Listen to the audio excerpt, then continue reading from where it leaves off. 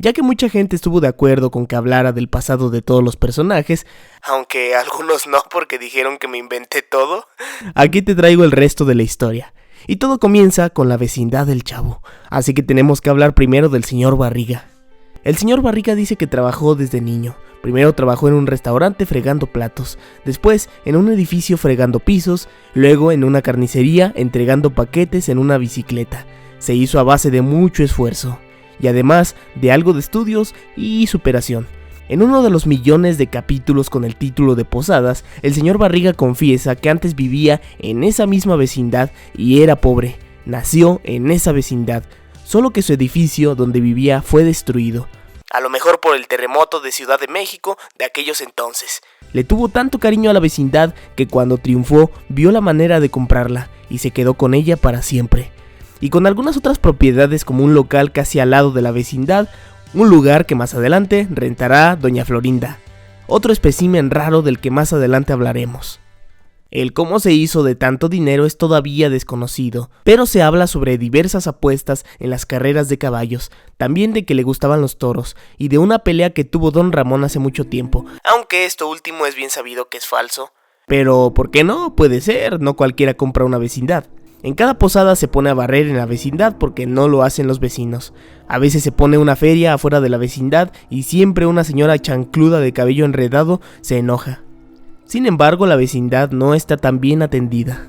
Tienen problemas de servicios, desde tuberías rotas hasta escasez de agua en ciertas temporadas, así que tienen que ir a otras vecindades por más. Los vecinos mismos mantienen esa vecindad de pie, aunque para eso tiene a Don Ramón para que le haga arreglos en la vecindad a cambio de perdonarle meses de renta. No obstante, ya con la vecindad y sus diversas propiedades, su único trabajo es el de cobrar la renta, cosa que no es tan fácil porque siempre quieren provocarle lástima para no pagar, o simplemente se la hacen de jamón. Ya con dinero en algún punto de su vida, se casa con una mujer que se sospecha es española, ya que se sabe que se va muy seguido de vacaciones a España, sobre todo en Navidad, de una complexión y apariencia desconocida. Más tarde se consigue a un hijo a su medida llamado Ñoño, a quien consiente como a nadie en el mundo y le compra lo que quiera.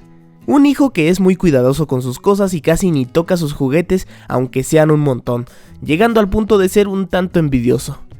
Juntos suelen ir de viaje cada que se les antoja, les gusta ir mucho a la playa, a Acapulco sobre todo porque según dice que tiene problemas del corazón, los doctores le dicen que la presión colabora para que siga bien. Incluso hasta tienen un hotel favorito con grandes piscinas, y se van en un Volkswagen Safari 1972. Además de ese coche tiene otro que es un Volkswagen Brasilia 1973. Sin mencionar su enorme casa en la que pueden albergarse hasta más de 10 personas sin problemas, y al parecer tiene mayordomos. Pero eso sí, tiene ropa de pésima calidad que el chavo rompe sin problemas. Esta fue la vida del señor Barriga y por ello se siente tan identificado con el chavo, una vida dura pero que se pudo superar con esfuerzo. Era importante contarte esta historia para abordar el resto porque todas empiezan y acaban justo en la vecindad. Porque si habláramos por antigüedad, pues debemos comenzar con los abuelos o mejor dicho los bisabuelos. En una época, quizá hace millones de años, el cartero Jaimito vivía en Tamangandapio, un lugar mágico con crepúsculos arrebolados, y es posible que desde aquellas épocas la bruja del 71 ya practicara la búsqueda de los espíritus chocarreros en Guanajuato, su ciudad natal, aunque tiene amigas y parientes en Francia, o al menos eso dice, y siendo así pues su familia es bastante prehistórica. Y lo más prehistórico que existe sería Doña Nieves Frías, viuda de Limón Aguado, que nació en una fecha absolutamente desconocida para la humanidad, pero que posiblemente sea pariente de los dinosaurios. Es mejor conocida como Doña Nieves, la bisabuela. Ella es abuelita de Don Ramón, a quien de cariño llama Monchito. Por aquel entonces también solía vivir el abuelo de Kiko. Según Doña Florinda, hacía fiestas de mucha categoría, pero desafortunadamente falleció porque se lo comió un tiburón. No sé si su abuelo era de parte de su padre, ya que al parecer también era marinero, pero el padre de Kiko falleció de una forma similar. Primero conoció a Doña Florinda y luego se casó con ella, para tener a su pequeño hijo Kiko. Tengo entendido que le pusieron Kiko porque era menso, aunque no sé cómo llegaron a esa conclusión. El señor Federico trabajaba en la marina y él era el capitán de su barco. Tenían tanto dinero como el señor Barriga y vivían entre la alcurnia. Eran riquísimos hasta que un día Doña Florinda se queda viuda debido a que el barco de su marido se hundió. falleció ahogado o masticado por un tiburón igual que el abuelo. Según se describe, tenía la misma cara de nalga que su hijo, no más que con bigotes, pero con los mismos ojos de huevo tibio. Dicen que él falleció cuando Kiko, y cito textualmente como dice el libro de Chespirito, cuando Kiko apenas estaba empezando a decir sus primeras pendejadas. El recuerdo de su marido obligó a doña Florinda a vestir a su hijo como marinero. Como no superó el duelo, eso fue como si nunca se hubiera ido el marido. Quedándose viuda, no pudo conseguir buenos empleos, así que fue teniendo menos dinero. Únicamente se queda con las pensiones que le dejaron de su marido. Entonces se muda a una vecindad en donde tiene que quedarse a convivir con la chusma. Algo bastante gracioso, pues como se vio en la casa del señor Barriga, ni siquiera sabe usar los aparatos para lavar ropa, únicamente sabe lavar a mano. Y el señor Girafales pues se hizo quien es por estudios y superación. Todo el tiempo lo dice. Solo que esa superación después se convirtió en narcisismo al punto de compararse con las maravillas. Sin ni una mujer en su vida, más tarde, ya muy viejo, se encuentra con la viuda doña Florinda, ya que su pequeño hijo asiste a la escuela en donde él es maestro. Finalmente se enamoran mutuamente, debido a que se consideran parte de la élite económica de México, y lo celebran tomando tazas de café, churritos con chocolate y pastel.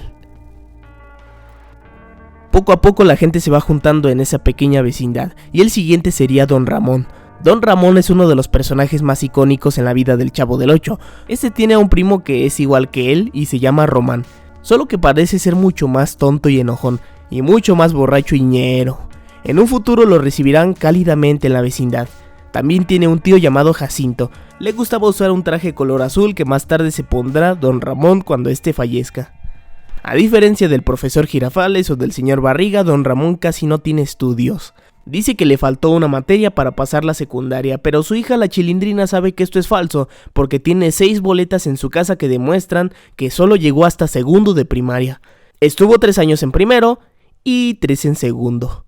Don Ramón parece tener conocimientos básicos, aunque le falla mucho la geografía y las multiplicaciones, y confunde a la gimnasia con la magnesia. Así que al no tener estudios, pues tuvo que trabajar desde una edad temprana. Desde niño, al igual que el Chavo, se ha dedicado a hacer de todo. Solía trabajar cantando en los gallos, tocando su guitarra, y según él decía que nadie lo paraba. Lo único es que no era famoso, ese era el único defecto de su carrera. Don Ramón ha trabajado de zapatero, peluquero, bolero, florero, albañil, pintor, lechero y creo que hasta de torero, entre otras cosas. Siempre que hay fiestas patrias sale a vender globos y diversos juguetitos, todos los oficios existentes y por existir.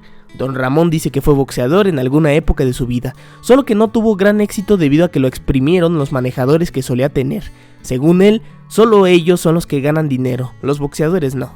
Y que supuestamente fue campeón, aunque francamente nadie le cree, y eso que tiene fotos. Años más tarde, Don Ramón verá dotes de boxeador en el Chavo del Ocho, por los buenos trancazos que le da a Kiko cuando se enoja y lo querrá entrenar en balde.